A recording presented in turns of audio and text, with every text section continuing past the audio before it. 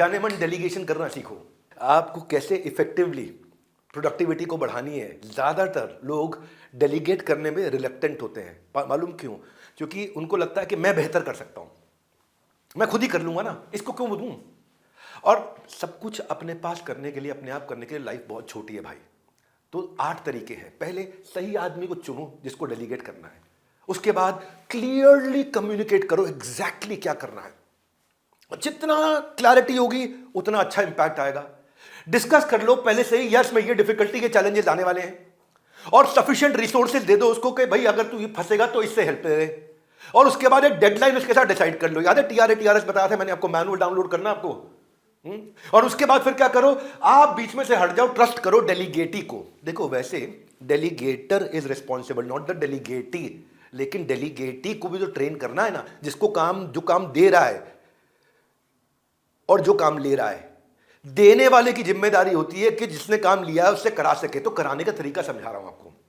आप ओवरसी करो, work properly, evaluate करो। एचआर वाला अटेंड कर लेना मेरा प्रोग्राम। एचआर के प्रोग्राम में मैंने बहुत सारे आइडियाज दिए हैं इस तरीके से। और फिर कंसीडरेट रहो डेलीगेट करते वक्त, ये नहीं कि जबरदस्ती सारा का सारा काम डाल दो। रिचर्ड ब्रांसन का तरीका बताता हूं, उसके 3 स्टेप्स हैं डेलीगेट करने के।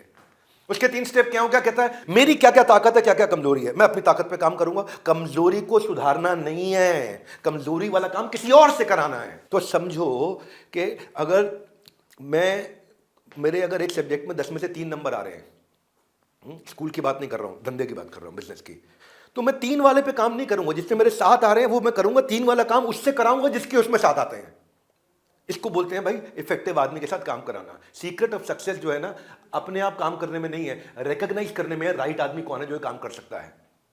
तो क्या रूल क्या है, डेलीगेटर जो काम दे रहा है उसकी जिम्मेदारी है। नहीं तो राम ने श्याम को दिया, श्याम ने फिर आगे घनश्याम को दे दिया, घनश्याम ने उसके बाद में सीताराम को दे दिया, अब सीताराम ने आगे मांगे राम को दे दिया, मांगे राम ने भैया हरि राम को दे दिया, हरि राम ने बलराम को दे दिया, बलराम ने दयाराम को दे। सब काम आगे बांटे जा रहे हैं है जी। और दयाराम ने हल्दीराम को दे दिया, हल्दीराम ने घसीटा राम को दे दिया, घसीटा राम ने जयराम को दे दिया, जयराम ने परशुराम को दे दिया, परशुराम ने साई राम को दे दिया, साई राम ने मेरे को दे दिया, अब मैं अब आपको दे रहा हूं।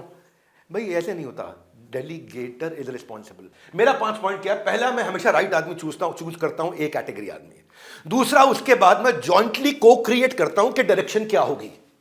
जॉइंटली को क्रिएट करता हूं, खुद नहीं बोलता ये करो, मिलकर के सुझाव लेके, कुछ उनके सुझाव कुछ मेरे सुझाव।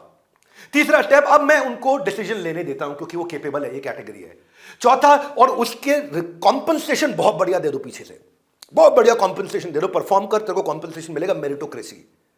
अब उनको उड़ने दो, उनको काम करने दो, उनके रास्ते से हट जाओ, मेरे को कुछ मैनेज नहीं करना पड़ेगा, अपने आप काम होएगा।